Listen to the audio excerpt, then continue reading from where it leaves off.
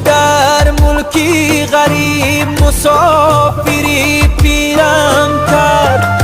های دوری وطن خسته و دلگیرم کرد.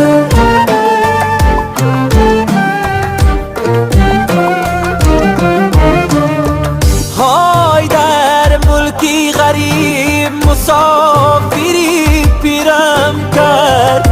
های دوری وطن خسته و دلگیرم کرد.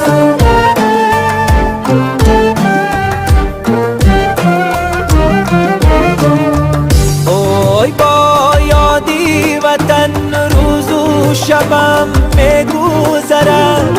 اوی بر من همه این جفا تقدیرم کرد.